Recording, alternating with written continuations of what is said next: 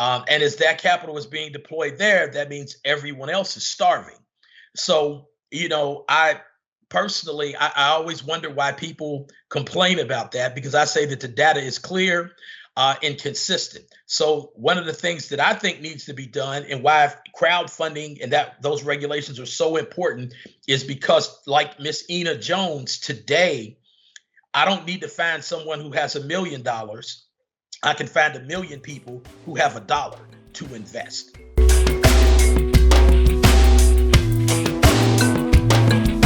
You have a focus group of investors, customers, and brand ambassadors who believe in your product. They believe in your product enough that they are paying you. They're investing in your business. And listen to them. Listen to, the input that they have.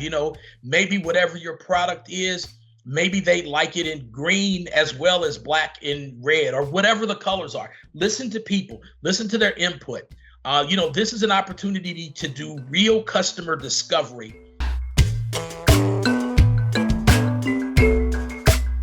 In this case, we are looking at how people can buy into it, because there was something important that I want to say again that I said 3 days ago when we were in that conference, that we need to rely on the people. The people are the power, and I think that is really important. That, of course, is also at the center of what you are talking about here, by building a community. But now I'm looking at how do we shape a narrative so that people can buy into it. That is important for me. Share with me. Thank you for checking out this video. Are you getting enough value from it? You see, this video was created for the purpose of adding value to you. So if this video make any sense to you, let me know in the comment section below. I'm interested in understanding what you take away from this video and if it makes sense to you, so we can provide more. Now let's return to the video.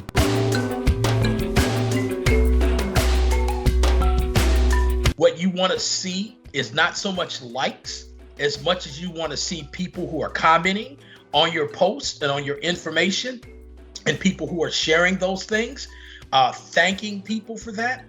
And when you thank people for sharing and commenting, always responding in a very timely manner, not being too salesy about what it is that you're doing. It's really important to understand that as human beings, so many times we think about what's in it for us. So if we start a dialogue, and that dialogue is about how we can help, right? How me as a person can participate in helping with a project, how I can potentially participate in making money. So it depends on what it is that the reason that I'm investing, right? What is my motivation? So with this project, particularly, my motivation is in helping the continent, right? And not only the continent, but all people of African descent throughout the world, because much my experience here in the Western world, in the United States, is that a lot of the same problems that impact the Black community, the African community, are the same, right? So here in the United States, access to capital is very difficult. When you look at the numbers from venture capital, you see that about 4.45% of venture capital goes to Black women founders, even though that is the fastest growing demographic of entrepreneurs. When you look at the total, less than 1% of venture capital goes to African-American businesses, which, that's staggering, right? So that means that 99% is going somewhere else, right? And where is it going? Where are all those funds going?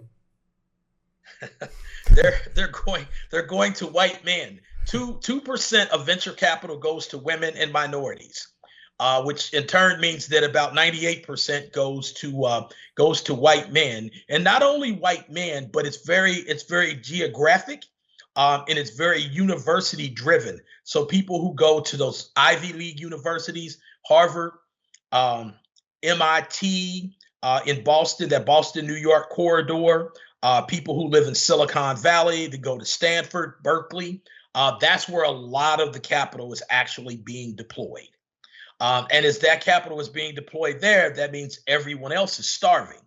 So, I personally, I always wonder why people complain about that, because I say that the data is clear and consistent. So one of the things that I think needs to be done, and why crowdfunding and that those regulations are so important, is because, like Miss Ina Jones today, I don't need to find someone who has $1 million.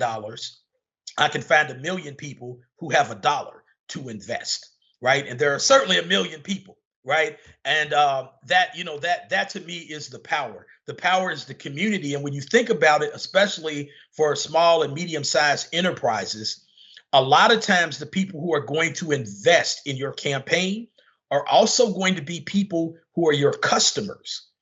And there's for sure, if they've invested, are going to be your best brand ambassadors because they have a financial benefit tied to the success of that business. So with investment crowdfunding, you kind of get a 3-for-1. You get an investor, a customer, and a brand ambassador. And that's how you begin to build community. But community is built around conversation and engagement, right? And being willing to listen to people. If you think about, like the big corporations, they bring in focus groups and they pay all this money for these focus groups.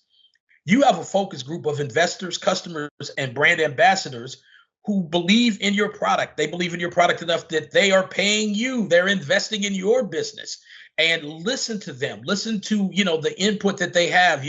Maybe whatever your product is, maybe they like it in green as well as black and red, or whatever the colors are. Listen to people. Listen to their input. This is an opportunity to do real customer discovery, because these customers now actually have a financial benefit tied to the success of the company.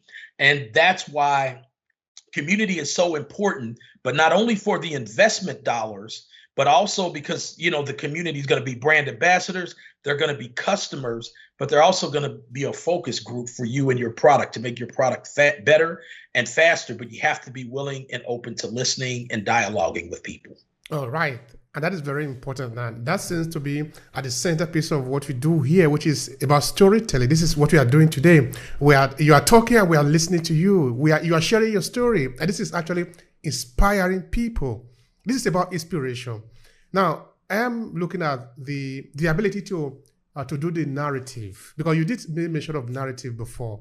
So I'm trying to see now somebody that want to go into crowdfunding, because within the African diaspora, there are a lot of projects actually that are in place, that are in paper. Some of them are not able to translate into reality. So I am looking at what role or what impact would narrative, or would a better narrative or effective narrative make in being able to carry a project to fruition. Of course, in this case, we are looking at how people can buy into it, because there was something important that I want to say again that I said 3 days ago when we were in that conference, that we need to rely on the people. The people are the power, and I think that is really important. That, of course, is also at the center of what you are talking about here, by building a community. But now I'm looking at how do we shape a narrative so that people can buy into it. That is important for me. Share with me. Absolutely. You said storytelling and narrative. Storytelling and narrative are more important to investment crowdfunding than the terms of the deal. It is imperative in order to get people to buy in to the story that you are telling, to buy in to this, to whatever it is about your business. It's important that you get people to buy in, and it's important that you not only frame a single narrative, but that you're able to segment those narratives and talk to people. What do I mean by that? So, for instance, there are going to be people who invest in a company because they're looking for the return. What is the return going to be? How much money am I going to make? So, those people are going to want to hear the story about the numbers, about the size of the addressable market. Where is this industry headed? Right? Those are going to be the people who are really drilling down into the numbers. Then there are going to be people who really believe in the cause. And, they're going to be willing to part with some of their money, right, to invest in this project, in this business. And what they're really looking for is a return. Everybody wants a return on their money. But the return is not the primary driver, the primary motivator of why I'm investing. The primary motivator is the social good, right? The social impact that it's. Hi, and thank you for checking out this short clip from Obehi Podcast. I'm Obehi Ewanfo, the host of the Obehi Podcast. This short clip was created from a full episode where we dive deep into this conversation. To see the entire video, all you need to do is to click on the link in the description of this video. Now, while you are there, I want to share something with you quickly. Are you a purpose-driven entrepreneur? Do you want to cut across the noise and attract the right audience, leveraging the power of storytelling? Now, pay attention. I'm currently working on a signature program to help you own your story and stand out for the competition. It's a 5-step journey to help reshape your professional and business narrative so you can drive success and stand out in the competition. And in less than 90 days. The link is what you see on your screen, academy.aclasses.org/story. Now, this is what we have understood. Storytelling is the most powerful instrument that is known to man. And this is what this could mean to you. You could either choose to own your story and leverage it to amplify your message and whatever you represent in this world, or some other person could own that story. The choice is yours. So why don't take advantage of your story and use it wherever you are, whether you are in business environment or you are a professional individual who want to be able to build your influence and leave a legacy behind because you represent something. You are owning your story. You are somebody whose story is important. So the choice again is yours. Now let's get started with this short clip.